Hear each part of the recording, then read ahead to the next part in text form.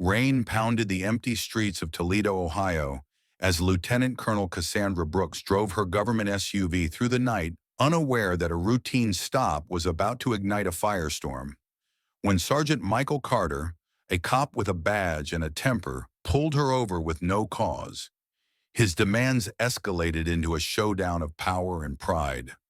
One click of her phone's record button would unravel his authority, spark a courtroom battle, and force a reckoning that neither could escape. What happened when a war hero refused to stay silent, and what did it cost them both? Welcome to A Story That Lingers. Before we continue, let us know in the comments where you're watching. If these stories resonate with you, please hit that subscribe button to support the channel because tomorrow we'll have another special story for you. The rain came down in sheets, turning the streets of Toledo, Ohio, into a blur of wet asphalt and flickering lights. It was just after 11:15 p.m. on a Wednesday night in January 2025, and the city was quiet save for the steady patter of rain and the occasional whoosh of tires on wet pavement. At the corner of Reynolds Road under a dim street lamp, a black government-issued SUV rolled to a stop at a traffic light.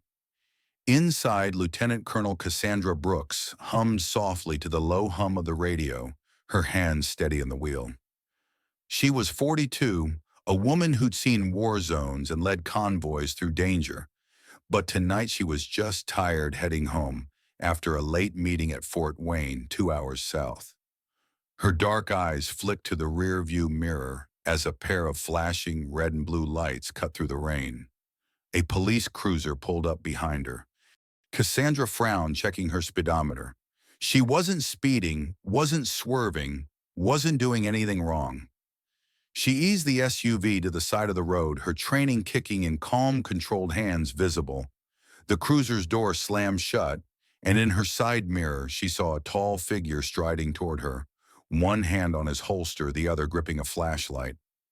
Sergeant Michael Carter, 45, had been on the force for 15 years, and he wore his authority like armor.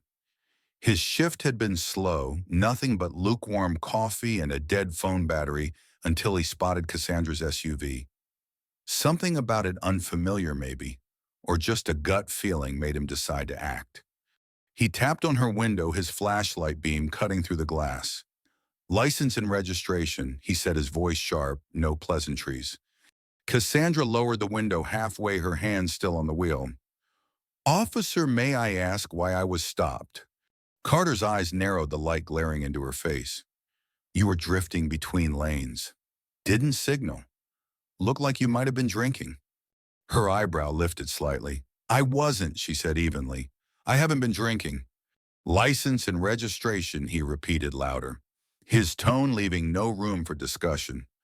Cassandra kept her gaze steady, moving slowly to the glove box. She pulled out her ID and the SUV's papers, handing them over. "This is a government vehicle," she said. "I'm a federal employee."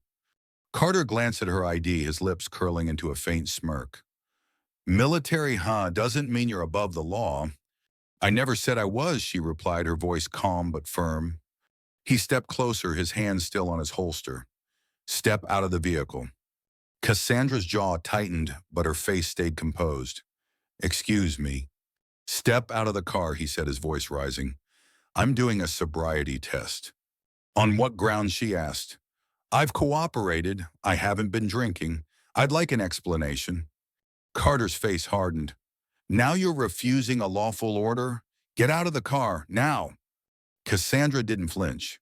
She reached for her phone, her movements deliberate, and tapped the record button.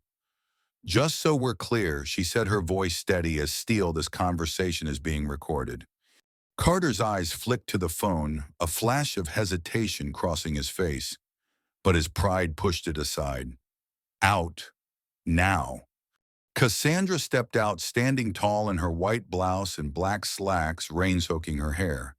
She wasn't aggressive, but her confidence was unmistakable. Carter studied her, a small voice in his head whispering, "Who is this woman?" But he ignored it, gesturing to the wet pavement. "Walk a straight line." Under the street lamp, Cassandra walked her steps precise, her posture perfect. No slurring, no stumbling, no hesitation. Carter watched his jaw tight. He scribbled a ticket failure to stay in lane and thrust it at her. She took it without a word, her dark eyes locking onto his for a moment, a look that said more than any argument could. Then she got back in her SUV and drove away, the rain swallowing her taillights. Carter stood there, rain dripping off his cap, telling himself it was just another stop. But deep down, something felt off. He didn't know that ticket would spark a fire that would burn through his career and change everything. Back at the Fort Wayne military base, Cassandra sat in her office, the clock ticking past midnight. The room was sparse, just a desk, a laptop, and a framed photo of her leading a convoy in a desert dust swirling around her. She played the video on her phone, watching Carter's harsh tone, his hand hovering near his gun, his refusal to explain. She'd faced worse war zones, ambushes, loss, but this felt different. It wasn't just about her. It was about every soldier she'd mentored, every woman who'd been dismissed, every black woman told to stay quiet to avoid trouble. She wasn't staying quiet. Her mind drifted to her childhood in Detroit, growing up in a neighborhood where police lights were a constant. At 18, she joined the Army, clawing her way up through discipline and grit. 2 tours overseas, a Bronze Star for leading a convoy through enemy fire, and now a lieutenant colonel running logistics across 4 continents. None of that mattered to Carter. To him, she was just a driver who didn't obey fast enough. That's what stung. She dialed her military lawyer, Major Olivia Grant. "I need to file a complaint," she said, her voice calm but resolute. "Civil rights violation, unlawful detainment, intimidation." Olivia's voice crackled through the phone. "You sure, Colonel? This could get messy. Public." Cassandra leaned back, staring at the video still on her screen. "It's not about me, Olivia. It's about accountability." At the Toledo police station, Carter leaned back in the break room, tossing his body cam into the charger. He sipped cold coffee, grinning at Officer Elena Torres, a younger cop with sharp eyes and a no-nonsense vibe. "Some lady tried to pull rank on me last night," he said, chuckling. "Flashed her government ID like it was supposed to scare me." Elena frowned, setting down her sandwich. "Wait, what was her name?" "Cassandra Brooks," he said, shrugging. "Said she was military." Elena's face changed. "Lieutenant Colonel Brooks. She spoke at the academy last year. She's not just military, Mike. She's high up. Bronze Star, 2 deployments. She's the real deal." Carter waved it off. "Don't care who she is. On the road, I'm the law." Elena shook her head, her voice low. "You might want to check that body cam footage, Mike. Just saying." Carter laughed, but her words stuck with him. He'd been on the force 15 years, handled everything from bar fights to car chases. He liked the control, the way his badge made people listen. He didn't ask questions. He gave orders. Nobody challenged him, not rookies, not drivers, nobody, until now. Still, he logged the ticket failure to maintain lane possible impairment, no arrest, and went home thinking it was over. It wasn't. The next morning, Cassandra sat with Olivia Grant in a small office at Fort Wayne. The lawyer, a sharp woman in her 30s, watched the phone video, her pen tapping the desk. "This is solid, Colonel," she said. His tone, the escalation, no justification for the sobriety test. It's a clear overreach. "We can file a civil rights complaint, maybe even push for federal review."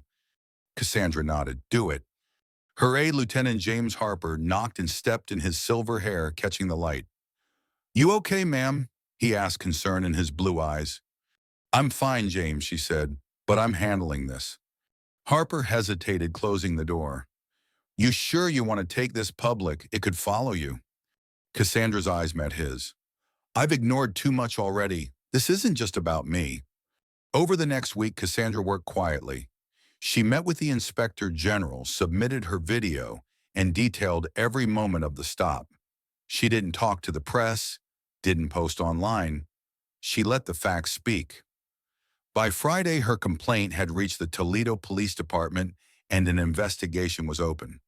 The lawyers warned her this could go to court. She was ready. Carter, meanwhile, thought it would blow over. He kept his routine patrols, paperwork the usual. But then the envelope arrived plain in manila, with his name typed on it.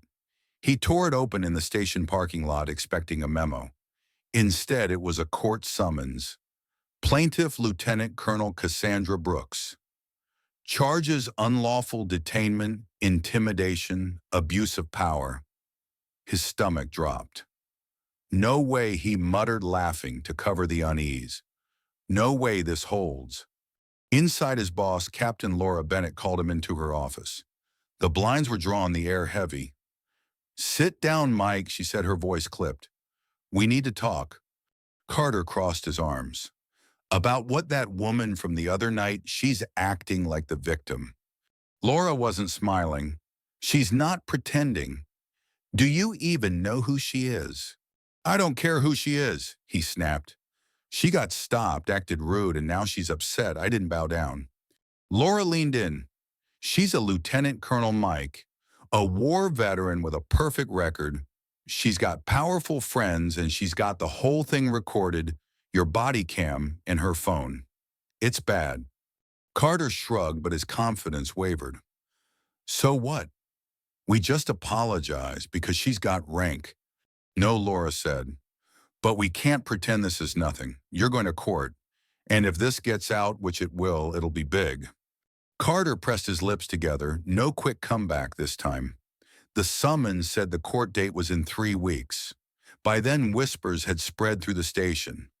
Locker room talks grew quiet when he walked in. Officers gave him sidelong glances. Elena Torres caught him in the hall. "You should have listened, Mike," she said, her voice soft but pointed. He didn't respond, just walked away, the weight of the summons in his pocket. Cassandra prepared differently. She met with Olivia Grant in private, going over the footage frame by frame. Every word, every gesture, Carter's hand near his gun, his harsh tone, her calm responses. Olivia leaned back, her glasses catching the light. "You sure you want to take this to court? It's public. It'll stick with you." "Good," Cassandra said. "Let it." "Most people would have dropped it," Olivia said.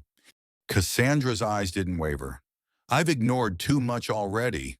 This is for everyone who's been disrespected, pushed around, told to stay quiet." 3 weeks later, the courtroom in Toledo buzzed with tension. Officers from the station and Fort Wayne sat in the gallery, some in uniform, others in suits. Civilians filled the rest, curious about the case that had started to leak online. Cassandra walked in her army dress, blues crisp her bronze star, and other medals gleaming. She didn't rush, didn't hesitate, her posture commanding respect. Carter sat at the defense table, his face unreadable but tense. His lawyer, Robert Klein, whispered something, but Carter just stared at the judge's bench. The judge, Cynthia Hayes, called the room to order. "Colonel Brooks, thank you for your service. You may begin." Olivia stepped forward, her voice clear. "Lieutenant Colonel, please describe the night of January 17th. Cassandra stood, her hands steady. "I was driving back from a meeting at Fort Wayne around 11:15 p.m. I wasn't swerving, wasn't drunk. I cooperated fully. When Officer Carter stopped me, I asked why. He responded with anger, ordered me out of the car without explanation, and demanded a sobriety test." "Did you refuse any orders?" Olivia asked. "No," Cassandra said. "I asked for clarification. That's when I started recording." The room went silent as Olivia played the videos. First, Cassandra's phone footage, clear and damning. Carter's sharp voice, his hand near his gun, his insistence despite her compliance. Then his body cam showing the same, his tone, his stance, the way he treated her like a threat. The jury watched, their faces shifting from neutral to troubled. Robert Klein stood, his tone polite but probing. "Colonel Brooks, isn't it possible Officer Carter was just doing his job?" "No," Cassandra said. "There was no reason for the stop or the test. I was driving fine. I wasn't a threat." "You recorded the stop," Klein said. "Why?" "Experience taught me silence doesn't keep you safe," she replied. "I wanted proof." Klein pressed. So you don't think officers should use judgment during stops? Cassandra looked at him, her voice steady. Judgment must come with self-control. That badge isn't a license to do whatever you want. It's a duty. The judge's pen paused. The room felt heavier. Carter was called next. He didn't testify, just sat as the videos played again. His every word and glare laid bare. The prosecutor, a sharp woman named Karen Lee, leaned in. Sergeant Carter, why did you order her out of the car? She seemed suspicious, he said, his voice tight. Did she disobey you? Karen asked. She questioned me. Is that against the law? Carter paused. No. Did she yell, threaten you? No. Then why escalate? No answer. Did you know she was a lieutenant colonel? Not then, he said, his voice lower. And if you had... Carter's jaw clenched. I might have handled it differently. The room froze. It wasn't an apology, but it was the truth slipping out. Carter hadn't seen a person that night, just someone who didn't obey fast enough. Now with her rank visible and the court watching, he couldn't hide. 3 days later, the courthouse was quieter. No uniforms, just Cassandra Olivia and a few onlookers. Carter sat with Klein, his face blank, but his jaw tight. Judge Hayes cleared her throat. In the case of Brooks versus Carter, the jury finds in favor of the plaintiff. Cassandra didn't move. Carter shifted, his hands gripping the table. The court rules that Sergeant Carter violated constitutional rights during an unlawful stop, Hayes continued. His actions did not follow department rules or professional standards. The plaintiff is awarded $35,000 in compensation. This ruling will be sent to the Department of Justice and the Toledo Police Department for review and policy changes. No one cheered. No one gasped. Just the heavy silence of justice. Cassandra gave a single nod, not to the judge or jury, but to herself. She'd done what she set out to do. Outside, Carter paced the courthouse steps, hiding his face from a small knot of reporters. Cameras flashed as he ducked into his car, silent. Inside the hallway, Cassandra checked her phone. A text from Olivia, case closed. You won. Olivia caught up to her. You could have asked for more money. Cassandra shook her head. It wasn't about the cash. Will this make a difference? Olivia asked. Cassandra looked at the glass doors, rain streaking the panes. I don't know, but maybe next time he stops someone, he'll think twice. A week later, Carter was suspended pending review. Whispers at the station said his career might be over. Elena Torres watched him clean out his locker, her eyes soft but distant. You didn't have to escalate, Mike, she said quietly. He didn't answer, just walked away. At Fort Wayne, Cassandra went back to work training soldiers, managing logistics as if nothing had happened. She didn't want interviews or headlines. But 2 months later, she stood before a room of new recruits, their uniforms crisp, their eyes eager. She wasn't there to talk about convoys or strategy. She held a folder, her voice steady. How many of you think a uniform gives you respect? She asked. A few hands went up, some hesitant, some sure. She nodded. I get why you'd think that. But respect isn't given. It's earned with every choice, every action. She scanned the room, her eyes locking onto theirs. When an officer stopped me and forgot his duty, I could have screamed. I could have stayed silent. I didn't. I recorded it, reported it, went to court, and told the truth. The recruits sat straighter, their silence not boredom, but understanding. That officer thought his badge made him untouchable, she said, until he saw my rank, not just on my uniform, but in how I stood my ground. That's leadership. That's the difference. She closed her folder. Lead with honesty. Serve with honor. You don't just wear the uniform, you represent everyone who ever wore it and everyone who ever will. A young soldier in the back nodded, her eyes wide. Cassandra stepped down not for applause, but because her point was made.